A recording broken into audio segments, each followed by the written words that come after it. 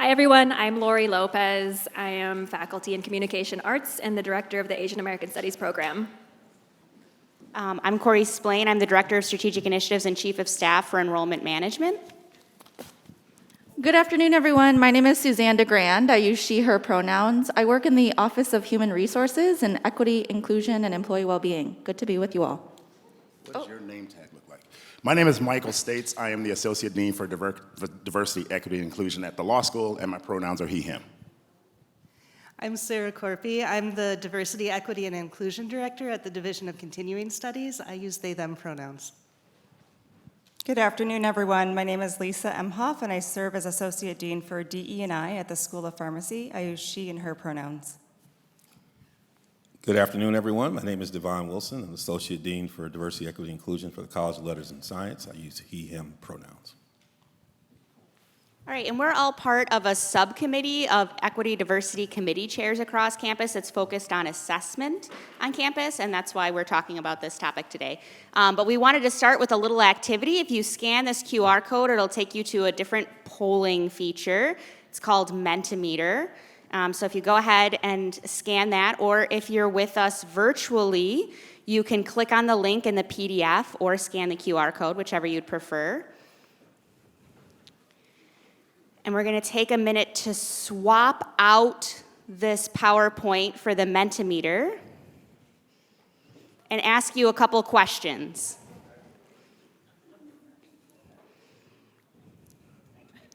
So the first one is, which emoji represents how you feel right now? We just had lunch, so I do expect a lot of little tired faces right there.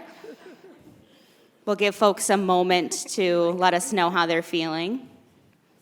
We know there's a lot of people joining us virtually.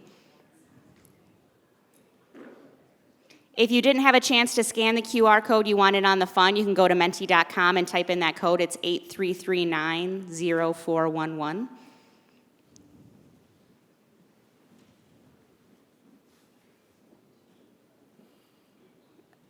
All right, looks like we still have people coming in. We'll give it another 15 seconds. We'll switch to our next question.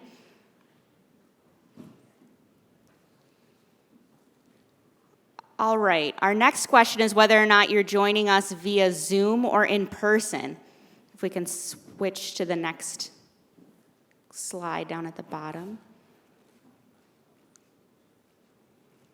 So let us know, are you in person or virtually today?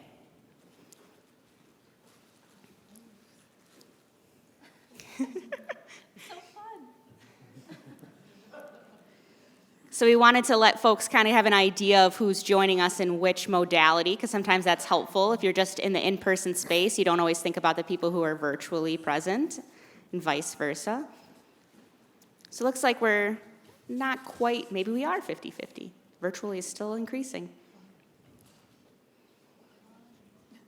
Yeah, look at him go. All right. Looks about 50-50, so now we know that. Okay, so now we want to go to the next question, which is which school, college division do you primarily work for? Where are you coming from? That helps us know who all's in the space. A lot going down. Some DDEAs, L.S.W, education, extension, engineering, human ecology, UHS. All right, we'll keep letting those come in for a couple moments. If we scroll, I think it'll show folks down at the bottom. Or maybe not. That's fine too. I'm not sure. Okay, and then we have one last question for you all. I always like to have this in any presentation I give because I think it really sets the tone for mindfulness. We were talking about wellness earlier. Mindfulness is always a good way to be well. So what's one thing you're grateful for today? I don't expect a lot of snow answers or weather. Sometimes I get a lot of like, oh, sunshine. Probably not today. Oh, snow. Somebody loves snow. You're in the right state. I like looking at snow. All right, free food, UW-Madison, passionate people. My session is over. Good for you. Activism. dialogue, share decisions. So we just wanted to start so we could get an idea of who's in the space. But I'm going to go ahead and pass it on to Suzanne so we can close the Mentimeter so she can tell us about our acknowledgments and intentions for our session today. Thanks, Cori. I love that. Thank you so much for bringing that into the space and grounding us here. In addition to how you all are showing up individually, we just wanted to share some working intentions as we engage in conversation today around learning about people's experiences, because that's what climate surveys are about, and data that we collect around what people are experiencing is about. And so we recognize that there are a lot of folks here that are joining us virtually and in person, we just saw, and folks are joining us with differential entry points to this work around diversity, equity, inclusion, and how we collect information around what folks are experiencing across campus and how we use that information. So we just want to be clear that we're offering some strategies today as we look at information we collect around folks' experiences on campus. This is not the only strategy. So we just want to frame that conversation in a way that allows for those differential entry points to come in. We're asking you to allow and hold space for nonlinear learning and flexibility. Again, sure, we're talking about data here, but we're talking about data around what folks are experiencing on campus, and that is different. It's not like collecting data on numerical data. We're not boiling folks' experience down to a number. So we want to ensure that we're approaching this from a nonlinear space. We're not going to follow one given path, and we ask for some flexibility as we engage in that conversation. Similarly, we recognize that there's a lot of emerging needs that come up when we collect information about what people experience on campus. And this speaks to the nonlinear piece. We have to respond and allow for that iterative learning and growth as we think about how we respond to those emerging needs.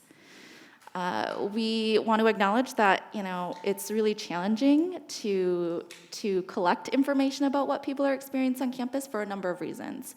It requires trust, it requires honesty, it requires space to dig in and learn from what we're actually capturing in that information. And so we want to acknowledge that there's a lot of challenge and there may be barriers. We just ask that we try to work through those challenges and barriers as we move forward together in this space. This is a space for exploration and practice. So as I mentioned, we're going to be offering some strategies to think about beyond climate surveys, which are really important tools that we use in collecting information about what folks are experiencing on campus. And there's a lot of other ways that we can engage in learning in this space. So we just ask for some open-mindedness as we think about this practice. And lastly, I just want to acknowledge that work in diversity, equity, inclusion in general is never perfect. It requires that ongoing learning. We have to respond to emerging needs, as I mentioned earlier. So what we're asking for is just to practice, and practice is progress, and that's a win. And so we just wanted to acknowledge some of those things before we engaged in conversation today around data and what people experience on campus.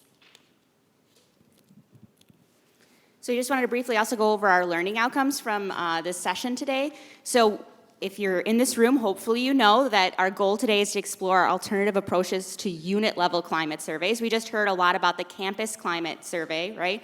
And on the table, you have some results from the staff campus climate survey, and we're going to explore alternatives to doing unit-level climate surveys. We want folks to leave and be empowered to collect and analyze data, communicate findings, manage expectations of different constituencies. We also want to expand your toolbox of campus resources. There's a lot of places you can turn on campus that I don't think folks are always super familiar with that can help you with a lot of these objectives. So we're going to start the meat of our session today by talking about why shouldn't your organization do a unit-level climate survey, and I'm going to pass it over to Michael.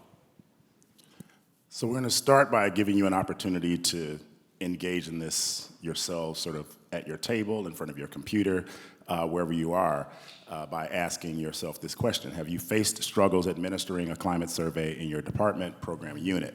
What do you see as some of the limits or frustrations? So for the next 5 minutes, let's think about some common pain points. So for example, what issues do faculty of color face when they move to Madison? How do queer and gender non-binary students feel in your unit? So let's think about common pain points that we don't need a survey to tell us, and how difficult it might be to unearth those in a survey where they might end up being minor or minority data points. So let's take about 5 minutes to do that. And if you're here in person, feel free to talk at your table, interact with one another. The QR code is for folks who are joining us virtually so they can interact as well.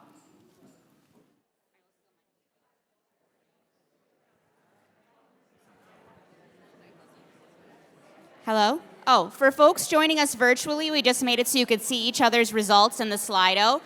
For folks who are in person, we're going to start wrapping up, so take the next 10 seconds to wrap up. And then we're going to share some of our own answers with you.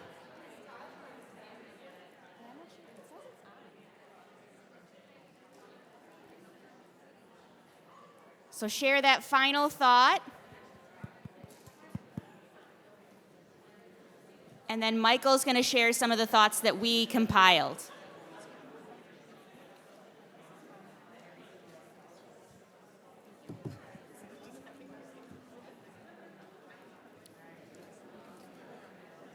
Okay, so let's move into some of the things that we identified. So the first one is probably an obvious one, right? Survey fatigue. Too many surveys negatively impact participation in all surveys, particularly campus-wide surveys. So, for example, the university just released, we just put into the field the student campus climate survey and the staff and faculty one. And I know at the law school, we're surveying students all the time for a number of different things, and they just get tired of completing surveys. And so it makes it difficult when you want to do a sort of campus-wide survey to get people to engage. So that's one weakness we identified. Quality of participation.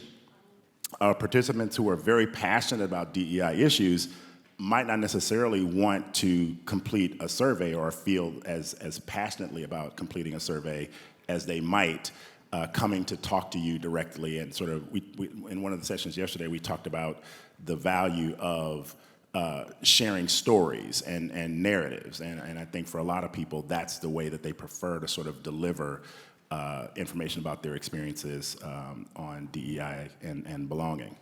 Lack of depth at the unit level, the data might not show helpful or actionable patterns in a way that having conversations, focus groups, et cetera, might. Mechanical delivery.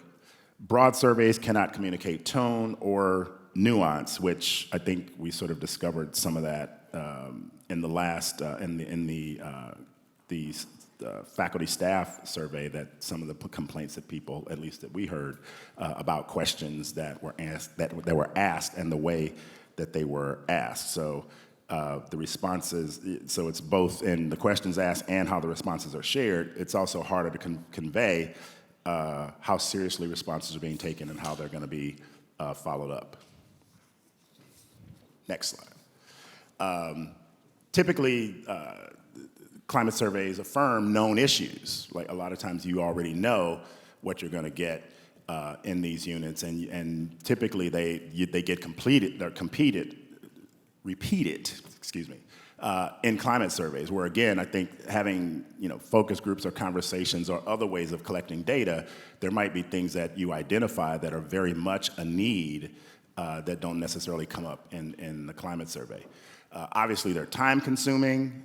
Properly administering a survey takes months of planning and effort that could stall progress. Again, even particularly with the way I'm relatively new to Wisconsin, and the way that we sort of collected the data and then analyzed the data.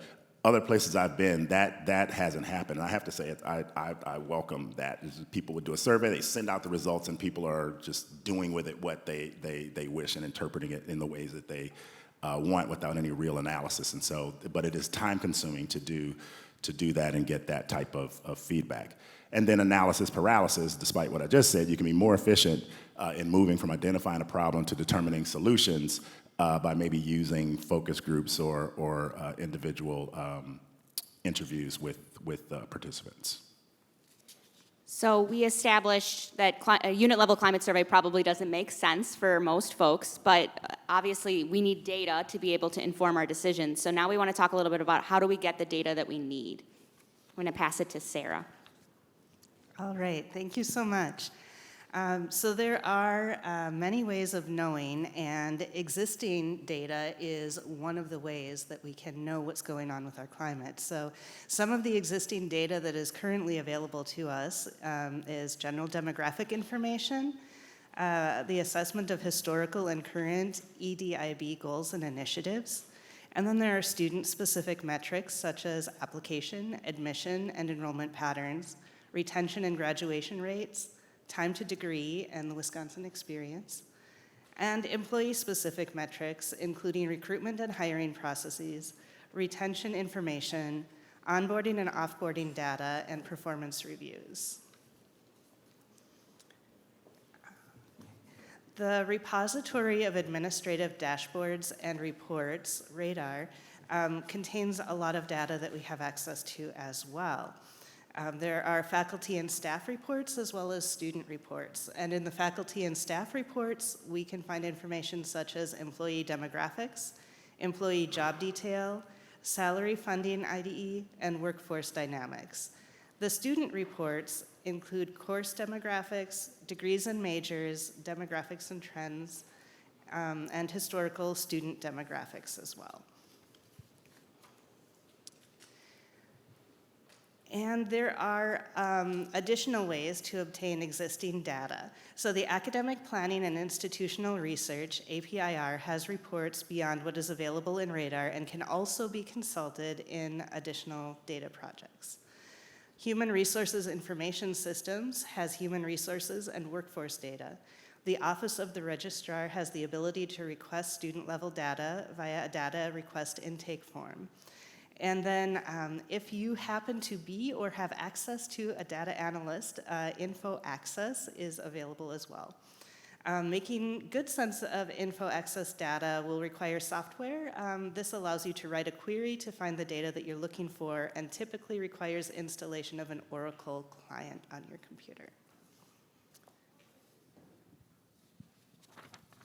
Okay, so moving to other ways that you can collect additional data other than what Sarah shared, I'm going to kind of clump the first four here together. So we have listening sessions, town halls, focus groups, and one-on-one interviews. So with these strategies, you really want to be clear, why are we picking a particular method? And what are the goals of using a particular method? So I think about a focus group. Is there a particular issue that you know is happening in your unit that you kind of want to dig deeper into? You want to get more of that qualitative information? That might be a reason to use a focus group. And also thinking about these strategies, how can you connect these methods to something larger that you're doing in your work? So connecting it to your strategic plan, your mission, your values, always kind of providing that bigger picture for folks as to your why, right? So if you want this environment where there's, let's say, a growth mindset, and you're trying to dig at, do we have a growth mindset, and asking questions that might be particular to that, it's really important to really lay it out very clearly why you're doing something and what the goal of that is. Thinking about facilitators for all of these methods, you really want to be intentional in who is facilitating, how they're facilitating, and how comfortable they are with the content. So for example, we've talked about in our group, let's say we're talking about the issue of BIPOC employees not feeling a sense of welcome on campus. We might want to pick a facilitator that is intimately aware and knowledgeable about that topic, because we don't want further harm to happen that kind of erodes trust, right, in the process. So thinking about who's facilitating, how they're facilitating, and what they're communicating to the participants in terms of, how am I using this information? How confidential is it? Really, really being transparent in the process. And these last ones are around experience surveys. So pulse surveys, I'm sure with the pandemic, units have utilized this approach. So I know At the School of Pharmacy, we've done pulse surveys around what's your thought on remote work, kind of what's your preference, right? So it's kind of more these short, more frequent surveys, kind of more on trend, so to speak. We also did a wellness survey. So thinking about utilizing that versus a survey that might happen every 1 to 3 years. Asking our candidates who apply at the university, what was your experience like? What went well in the process? What were some challenges that you noted? That can really help us inform how we do our practices from the front end of the employee life cycle, and kind of building continuity from there. And of course, stay interviews. Why do you like your job? What's going well in your position? What do you like about the culture? Those are things that we want to reinforce and build up in our units.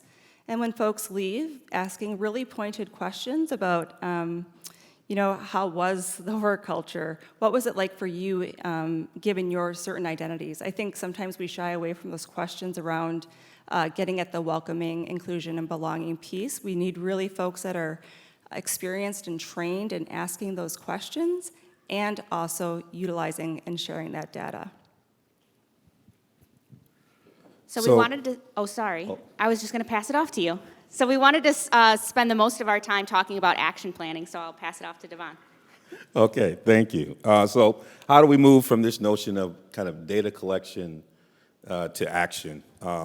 Is something that we really want to kind of take a look at. And we want to offer a kind of a framework for thinking about it. And there might be multiple ways, but we just want to kind of offer this as a framework, kind of a review, share, act, and communicate. And so when you take time to kind of review all this information, in some ways, how can you become the notion of anthropologist of your data? Right? What is happening there? I think it's really important in organizing it. And then thinking about how do you share with folks in your unit what you found. And I think this is a really important point. This action of sharing and engaging, I think, is a really important point of even notion of addressing climate. The practice of that, I think, is a really important thing. And then thinking about how you want to act, develop, implement, and measure. And we've had questions around, what are indicators of success? And I think it's in this process of where you as a community are thinking about what those indicators are really important most moments. Because collectively, you are deciding a little bit around what that looks like, right? As a process that you're coming to understand. Some of that's driven by some of the practices we've heard in other presentations that might inform how you get to that notion. But being engaged in that kind of practice as a community is really important. And then I think another thing that is really important about this is we want to talk about is how you communicate. Communicating in sense of, what's happening in terms of the actions that are being taken. I said earlier in the presentation, sometimes your steps are lawn chair moves, simple moves that you've all agreed on. But then monitoring what's happening there in terms of what's going on in your progress and how you're checking in. And the reason why this is important that this is kind of a framework, this is an iterative process. Anyone who's worked in a unit space knows that these things are not solved in one cycle. In fact, you actually create more questions that you think you need to know as you gain and understand your environment that continue to drive this forward. So one of the things we want to talk about a little bit about is, as you're kind of reviewing results and this notion of what story is being told, I think there's some fundamental questions that we should probably think about. Is, this kind of being an anthropologist of your data, like what is the story telling you, right? What is the data telling you? What's the story? What's going well? Often when I'm engaged in some of these kind of work, I always like to start with that as a baseline. We can lean into a lot of other things, but to really start with what's going well, because there might be something that you can amplify and build on and support. What are the opportunities for growth, right? Rather than, where you see there's some possibilities. And what are the barriers? And some of that could be systemic, some of it could be a policy, some of it could be something simple that could be decided at a local level. Some of it might have to be ramped up to a higher level to be able to address. in terms of something that is affecting your unit. It's a practice, I hear that all the time in the college, that there are things that we do at the college level that add to the climate and tension in the local units. How might we help in resolving some of those? And then one question I didn't have on here, but I think is an important question that I would add, is what is needed to sustain change? And so we didn't have that up here, but I kind of wanted to put that in, is that sustainability is important. I think a lot of changing unit culture has ability to, how do we think about sustainability, I think is another element that I might add.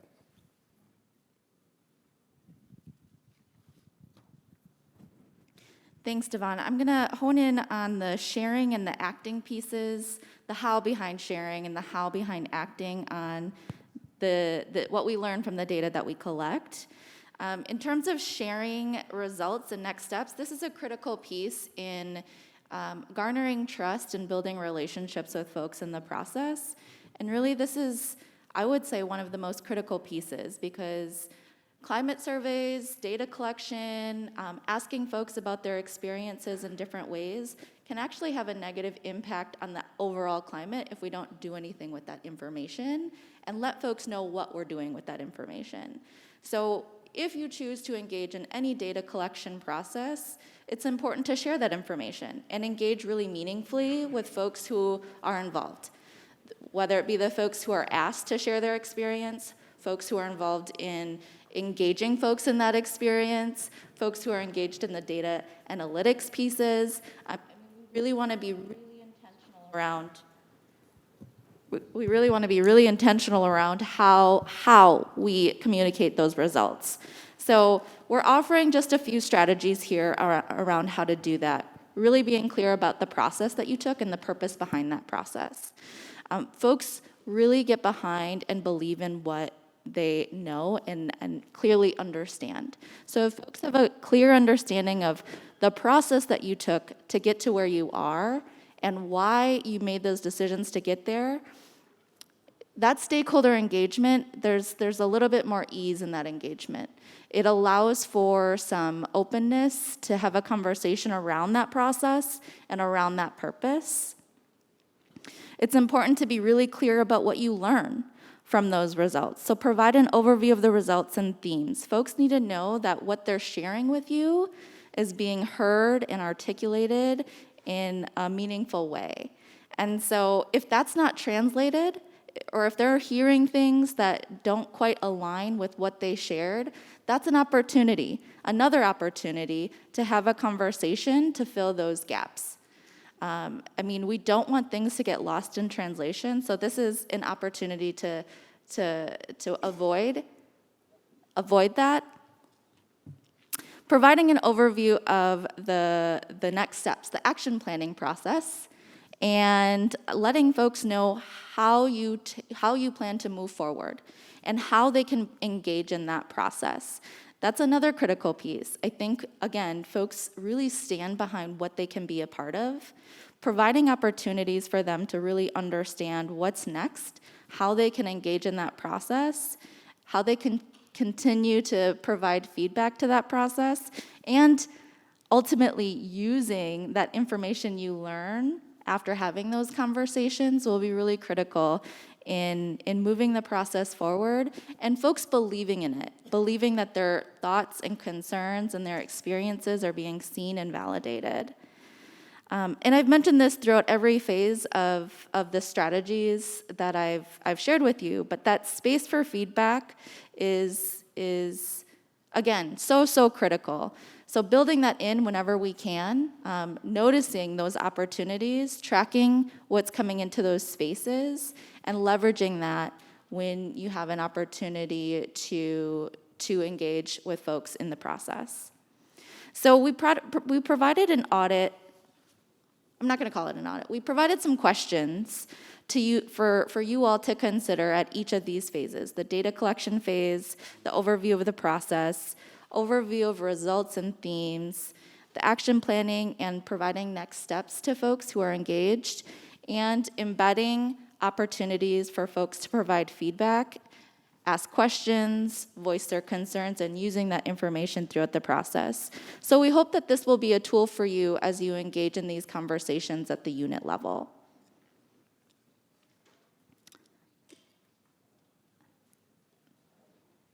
Acting, and then the last piece in our 4-step framework, acting on results. We offer another mini framework within a framework of these 4 key functions to help you along that process of taking action. The first is identifying organizational priorities. Lisa mentioned connecting this back to your strategic plan, your mission, your vision, your organizational goals for the next 3 to 5 years. Keep that in mind. Keep it front and center, because I think folks they're more engaged and they're much more understanding when they better understand the organizational goals around why we're collecting this information in the first place. Second, co-create goals and strategies. This speaks to being clear about where you hope to go and engaging folks in that process. So we can't create goals in isolation. We need to engage folks in that process. And so holding space to talk about what we're learning, how it connects back to our organizational strategy, our organizational goals and priorities, and developing that together. We recognize that takes time and energy, and in the long run, it has deeper and more meaningful impact if folks can be engaged in that co-creation process. And here's the sticking point, implementing what you develop as your goals. I think folks kind of get stuck in this space of, okay, keep collecting information. What is this data telling us? Analyzing and analyzing and analyzing. And we don't get to a space of actually doing. And it's really critical to think about the how. Practicing, I mentioned at the beginning that practice is progress. So just offering some time and space to kind of experiment, try some things, and measure them, assess them, and reevaluate and change as needed. And so that implementation piece is really critical. The feedback loops should also be embedded in that implementation process in terms of measurement and evaluation and responding and changing as you go. Again, iterative, responding to emerging needs. And that speaks to my last point around measurement and tracking. How are we holding ourselves accountable to the goals that we've co-created together, and revisiting them to make sure that they're really truly aligning with our organizational strategy, goals, and priorities. So some key considerations that I don't think were fully illustrated in the last couple of slides. We recognize that organizational context matters, and the environment in which we're operating in does impact how we can engage in co-creation of goals, implement, and measure and track. We recognize that, again, the differential entry points. And so we want to name that, and we want to ask you this question of how you've considered those varying and differential organizational contexts in how you engage with the data that you collect. What kind of organizational environment is needed to elevate those changes? And if there's a different organizational environment that's needed, how might we engage in that conversation to ensure that whatever thing we choose to implement will actually be sustainable, to DeVon's point? And the last question I want to lift up is, what challenges and barriers are really standing in the way of you implementing these changes? We don't want it to get stuck. And so really naming and identifying those challenges and barriers and confronting them head on will allow us to kind of try to move forward in whatever way that we can, depending on that organizational context. So I'll pass it over to Lisa. Okay, so we're going to hit this home.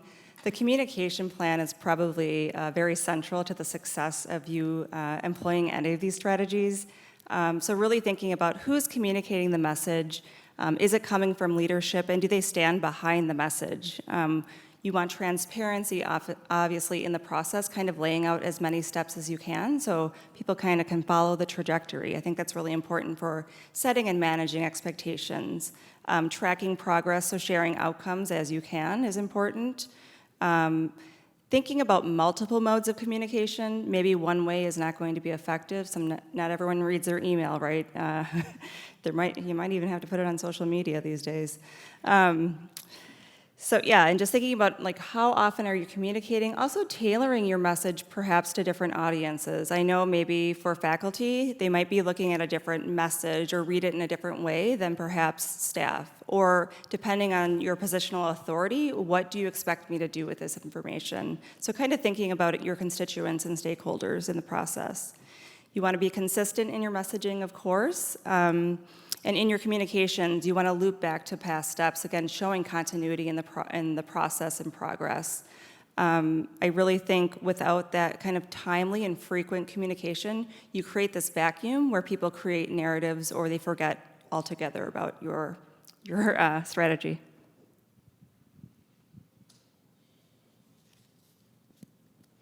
Okay, so before we move into our next activity, we've got some questions from the audience. So I'm going to throw these out to our panel members. The first one is on Slido. I often have a lot of anxiety before viewing results of data collection. Am I unique in this feeling of anxiety? If I am not alone, what are recommendations you have to overcome that anxiety?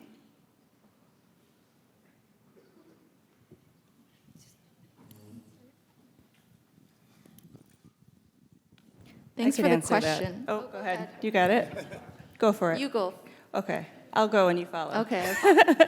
I think you actually have to get in a headspace to think about it and be prepared. I know in my experience, I've seen a lot of surveys and results, and I think it can be upsetting, sometimes even traumatizing, when you're taking in a lot of information and results. And if you have high empathy, you're really thinking about the people that took this survey, right? So I think it's really being mindful, intentional, grounding yourself in the space, probably finding a trusted person to review the survey with and kind of being able to process that out with somebody. I think it's a lot if one person is actually taking in all the data, the qualitative data, it's a lot to process. So that's just some early steps I would take. Suzanne?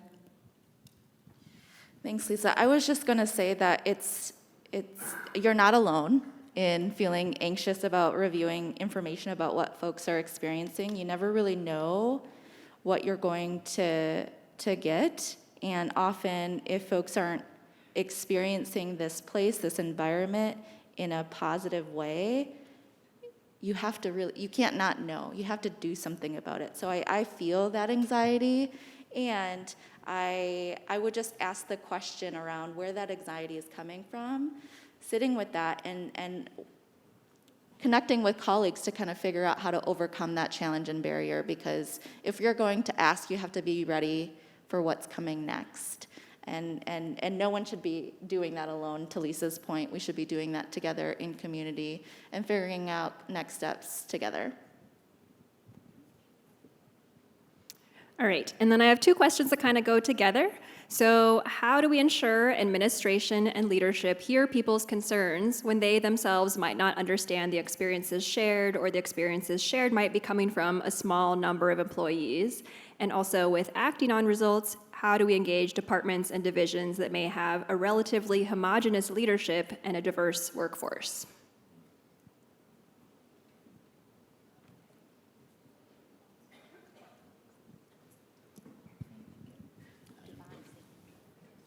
Everyone's looking down here at me. Okay. you know when you sit up here and like all the eyes are coming towards you? It's always a great feeling.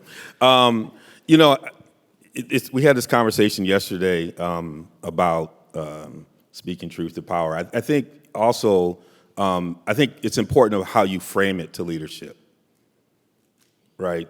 You know, if we are, as a university or an organization, framing something in a way that's aspirational, you remind them of that.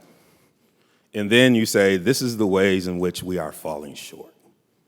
So is this what we're really trying to do?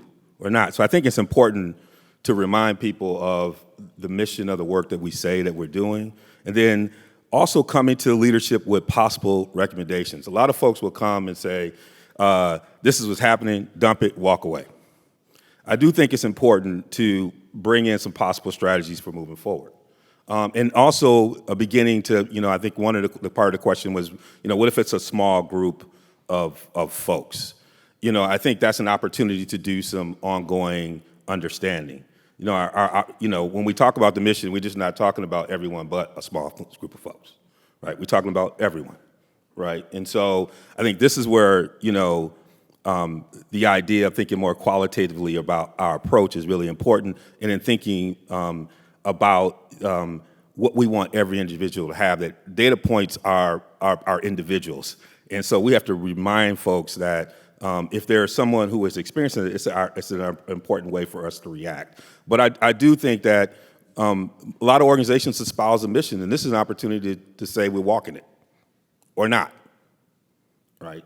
And in my experience, leaders have responded to that, sometimes a little bit uncomfortable, but that's what has to be said. Are we walking what we're walking? So I think that's important, but also be prepared to talk about what are some of the strategies moving forward. I think that's an important step to help folks think about that.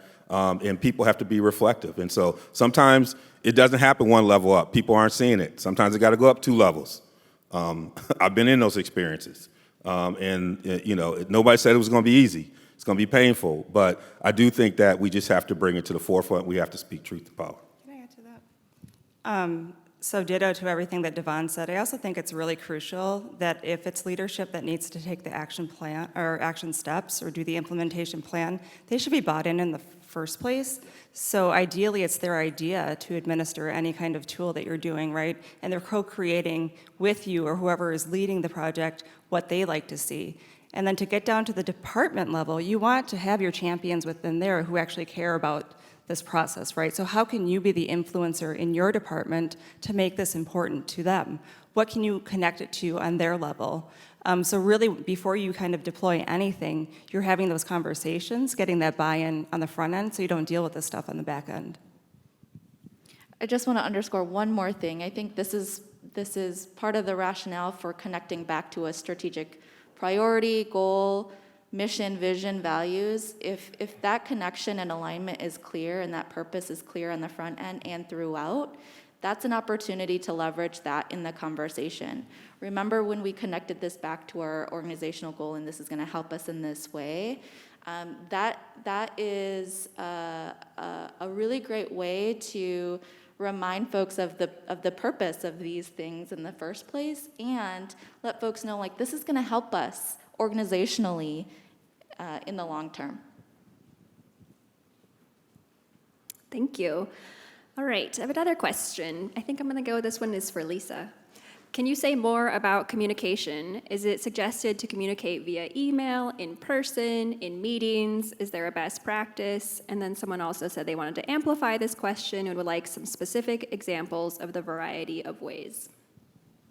So I think if we're thinking at the unit level, you want to think about your culture and what is the most effective communication style in your culture. So for some folks, maybe email is a standard way of doing business, right? So that's probably the route you're going to go.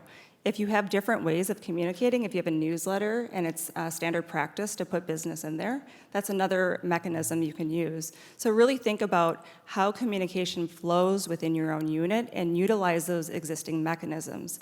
If those mechanisms aren't effective, bring that to the fore and talk about that too. Think about ways like this, we have these existing communication modalities. Are there ways we can augment this to really get our message across to our audience, because we think this is really important? So I think start with where you're at, and if you think that it's kind of missing, come up with new innovative ideas on how to problem solve that. And it's probably going to be more than one way, right? I know at our unit we have to communicate by email, through social media, as you said.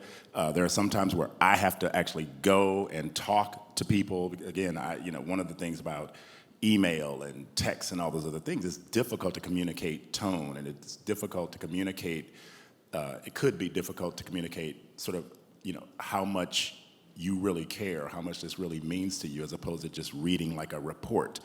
Sometimes you actually have to go and deliver information yourself. And I would like to add, if you're a unit that meets on a regular basis, how's this carved out in your ongoing meeting space as a check-in, right? And sometimes that's missed. And so we all miss that sometimes, but that is a space where if you are convening on a regular basis, how do you utilize that space where you're convening to check in to make sure folks know what's happening, but you can also get feedback in that space. So also think about how you're gathering and coming together as a space for check-in and communication. Okay, I think we'll just take one last question, though I see lots of other interesting questions popping up. This one might be for Suzanne. Can you say more about needing the organizational environment to change to enact recommendations? Any examples, and how are you defining organizational environment?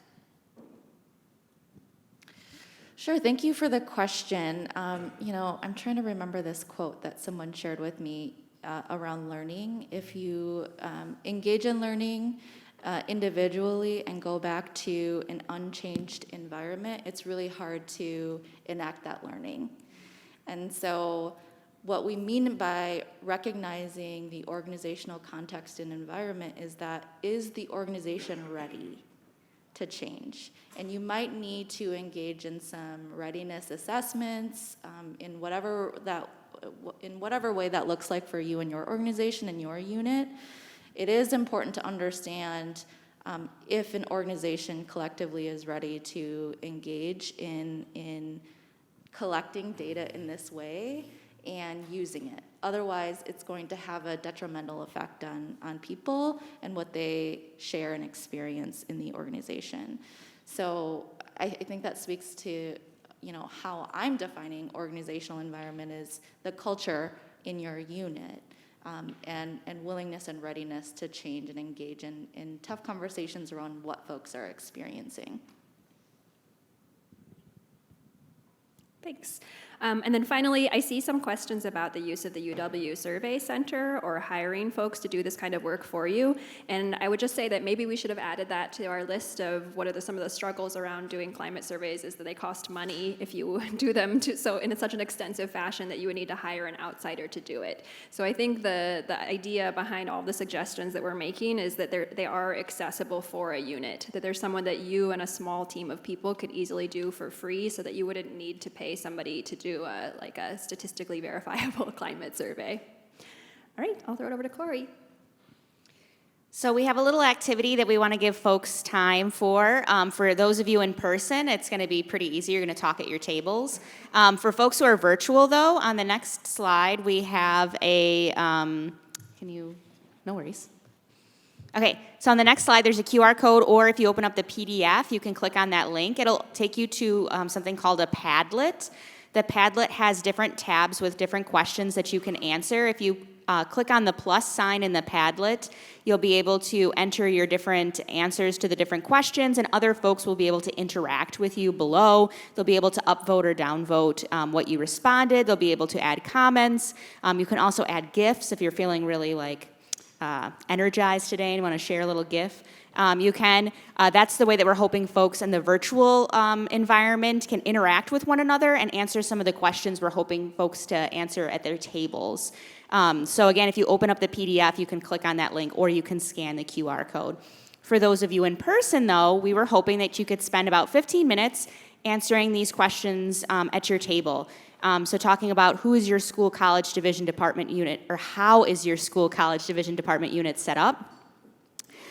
So kind of talking about that organizational structure, hierarchies, things like that. How is it set up? Who would you need to engage? How will you create buy-in with leadership and other key stakeholders? That was a question that we got in the chat, right, in the Slido. That's something that maybe others at your table have ideas. Maybe someone else at your table has done that and made a lot of success with their leadership. How will you create buy-in with everyone that will be impacted? And what are some benefits and challenges with the different steps of the action planning process that you see? So basically coming up with your own plan for enacting some of this if that's what you want to do. And we're going to take about 15 minutes to do that, and then we'll take some feedback from the crowd, or if we have more questions, we could do that as well.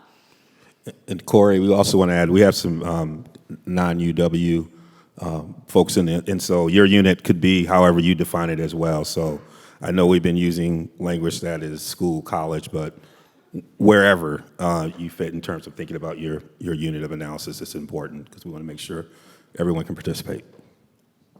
Thanks, DeVon. So take some time, and we'll bring you all back in about 15 minutes.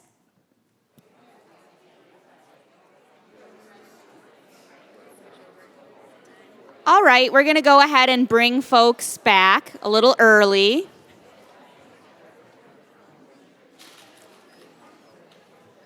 And for folks who are virtual, there's a lot of great stuff going on in the Padlet. Thank you so much for engaging with us in that manner. Hopefully that was very enlightening.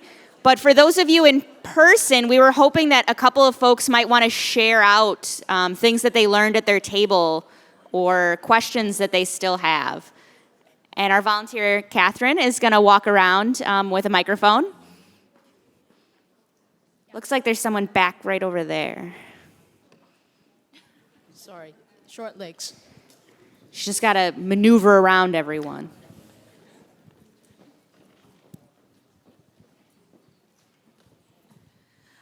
I just wanted to highlight something that you guys hit on and that our table really talked about is, again, this idea of resourcing. What is leadership buy-in? Is it just agreement that this is a good idea? Is it agreement to actually be an active participant in what happens next? And is it an agreement to actually provide enough resources to manage the process, implement change, and take this as part of a larger, longer-term strategic effort as opposed to a one-time kind of check-in or assessment? Yes, thank you for that. I think it's really important to kind of lay the groundwork in advance and really establish what you need from leadership when you say buy-in. Does anyone have anything else to add?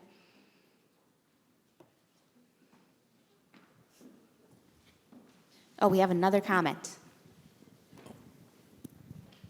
Yeah, I'm just also thinking about, too, of expanding our idea about what leadership is. Like, we tend to sort of have this assumption that leadership is related to position, as opposed to that it can be collective, it can be embedded in our systems and processes, it can be people who have knowledge and experience. So I would just offer that to us as well. So that's where I'll leave it. Yes, thank you so much. I know I often talk to our division about how we all are leaders in our own way and how to maneuver within your scope of influence, which was talked about a little bit earlier. So thanks for elevating that.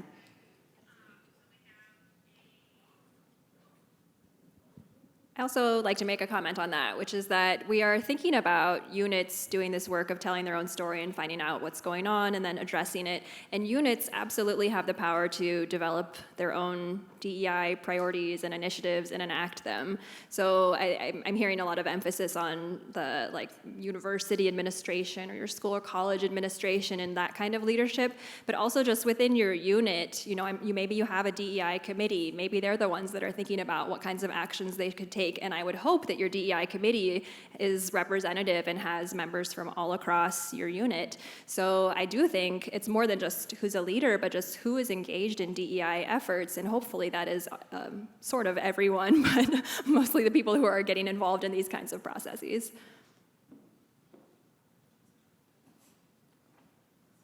Does anyone else have any comments or questions from in person?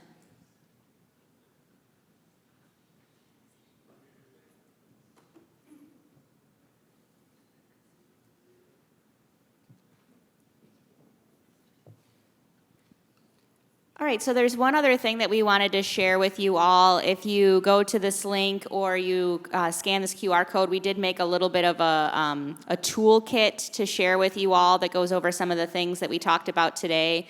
It also has a copy of the slides if you don't have those already. So we wanted to share that with you all.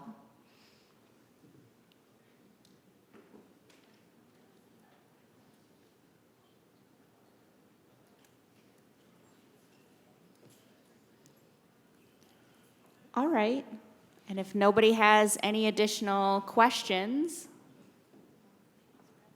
I think that's all that we have. Thank you so much.